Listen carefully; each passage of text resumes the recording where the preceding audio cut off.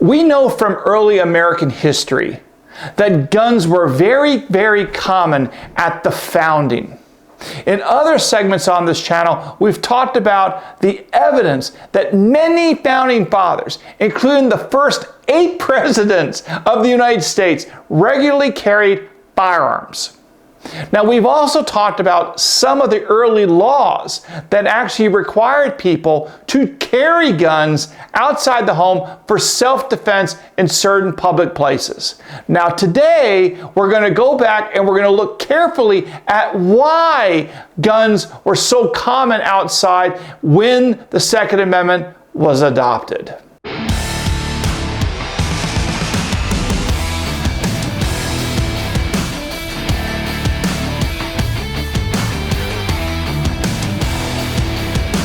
Hey folks, I'm Mark. Welcome to the Four Boxes Diner.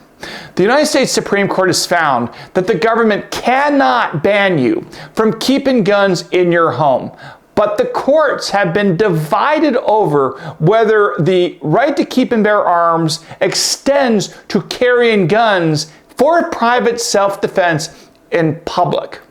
Now, the United States Supreme Court is set to hear a case this year, New York State Rifle and Pistol Association versus Bruin, that will probably decide this question of carrying guns outside the home. Now, because courts look to what the Second Amendment meant when it was adopted in 1791, one key question in the case is whether the Founding Fathers understood the Second Amendment to protect carrying guns outside of the home. Now, the anti-gunners, the anti-gun community, of course, argues no. You can't carry guns outside the home. You couldn't carry guns outside the home at the time of the founding, so you can't do it today. That's basically their argument.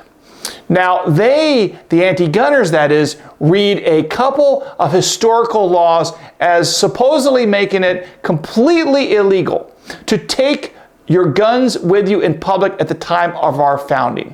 But our history, our American history, when you actually look at it, explodes this revisionist claim to its core.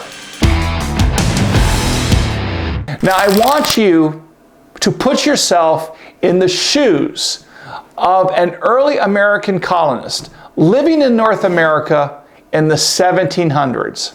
It was a scary place. And it was a scary place for many reasons. And what's interesting is that a Supreme Court justice actually recognized in a Supreme Court case the dangers that these early Americans faced as they founded our country. Specifically, during the oral argument in the famous Heller versus District of Columbia Supreme Court case, now retired Justice Anthony Kennedy had this to say, and this is Kennedy's words, not mine. Justice Kennedy had this to say about threats faced by early Americans. Justice Kennedy essentially asked during an oral argument whether early Americans needed guns, quote, to defend themselves and their families against hostile Indian tribes, outlaws, and wolves and bears and grizzlies and things like that. Now, Justice Kennedy was one of the justices who voted in support of Heller's individual rights interpretation of the Second Amendment, and he signed on to the opinion written by Justice Antonin Scalia. Let's go back to the 1700s. Well, one thing you would have had to worry about was feeding your family, right? Now, that's not something that many Americans struggle with today. But in the 1700s, food was much more scarce, and many people relied on hunting game using guns. So, like James Madison and John Adams, you would have spent a lot of your time hunting and carrying guns outside the home for many purposes, including hunting game for food. Now, in addition to hunting, though, there was also the reality of needing to use firearms to defend against various animal attacks or threats from animals. And those threats could come in the form of bears or wolves or snakes or things along those lines. And of course, don't forget a more pedestrian consideration, which is just like today, certain animals pose a threat, and they posed a threat back then too. They posed a threat to the cultivation of plants and crops. So during the colonial time, firearms were also used to protect crops and farm animals, livestock, from various threats that they faced on the frontier. Now, as Justice Kennedy explained during the Heller oral argument, another concern of early Americans was fending off attacks from Native Americans, or as Kennedy referred to them, the Indians. Now, Native Americans committed a lot of violent atrocities against the American colonists. Now, some of this was actually egged on by European powers who tried to encourage the Native people into picking various sides in the various foreign wars involving England, France, and Spain, and the like. And during the Revolutionary War, Patriot militia captured a man named British General Henry Hamilton. Henry Hamilton is an interesting historical character. Now, British General Henry Hamilton had a reputed nickname named Hair Buyer, believe it or not. Now, his name was Hair Buyer because of his payment to Native Americans of $20 per scalp for men, women, and children. That's what the historical record reports. Now, some of this, of course, some of this aggression between the colonists and the Native Americans was, of course, caused by American expansion westward into the land that the Native Americans lived in. Now, in fact, I want to mention the late famous Pulitzer Prize winning historian from Harvard named Bernard Bailyn, a great historian. If you're not familiar with him and you're interested in history, you can always do very well by reading books by Bernard Bailyn. Now, again, Professor Bailyn from Harvard vividly recounts a series of surprise attacks back in 1622, near the Jamestown settlement in what would be Virginia today. Now, Bailyn writes, in plantation after plantation, the Indians turned on their unsuspecting hosts in some places while sharing breakfast with people at their table, and with axes, hammers, shovels, tools, and knives, slaughtered them indiscriminately, not sparing either age or sex, man, woman, or child. So sudden in their cruel execution that few or none discerned the weapon or blow that brought them to destruction.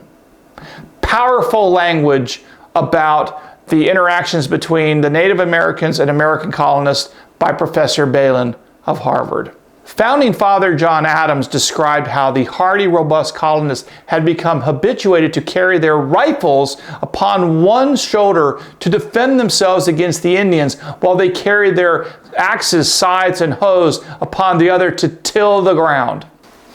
And after clashes in Western Virginia in 1774, James Madison, the man that actually drafted and wrote originally the United States Constitution, wrote that the attacking Indians were determined in the extirpation of the inhabitants.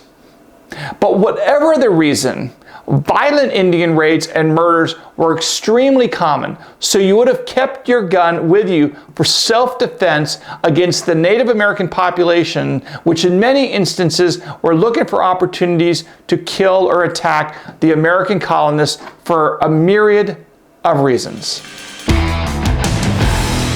Finally, as an early American colonist, you would have also wanted to have your gun with you outside the home for self-defense against ordinary domestic criminals. You might not realize it, but there was no police force in the 17 or early 1800s.